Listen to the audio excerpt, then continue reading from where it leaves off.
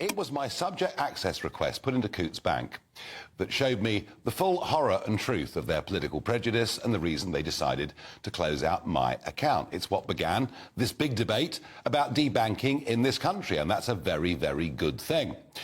So shortly after that, I submitted a subject access request to NatWest to ask what personal information they held on me. The answer came back today. They said my case was complex.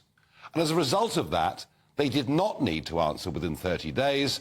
They would give me an answer in full by the 21st of October. They've kicked the can down the road. Interestingly, in the last few minutes, I received a reply from the Information Commissioner's Office.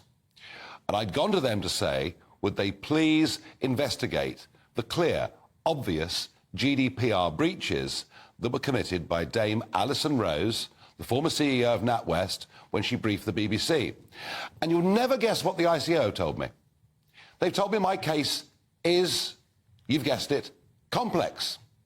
And therefore they can't investigate it immediately. If ever I saw the establishment clubbing together to protect their own, well, then this is it.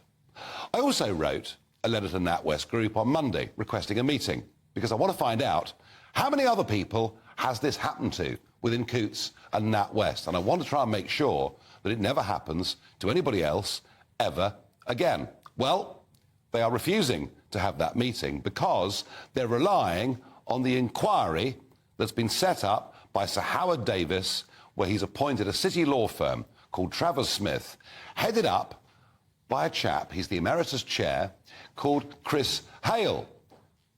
But the problem with that is that Chris Hale, in the past, has described Brexiteers as xenophobes, racists, and being nostalgic for the past. So they've asked a man to investigate what happened to me, who's used almost exactly the same language that appeared in that original Coutts file. So, as you may have gathered, I'm somewhat frustrated and angry tonight that the establishment is doing its best to kick the can down the road on all of this, and as a result, I've got no choice but to act and get my lawyers to move and to start sending some much stronger letters. There is a lot at stake here, far more than my relationship with that bank, but a whole scandal that is going on within this industry.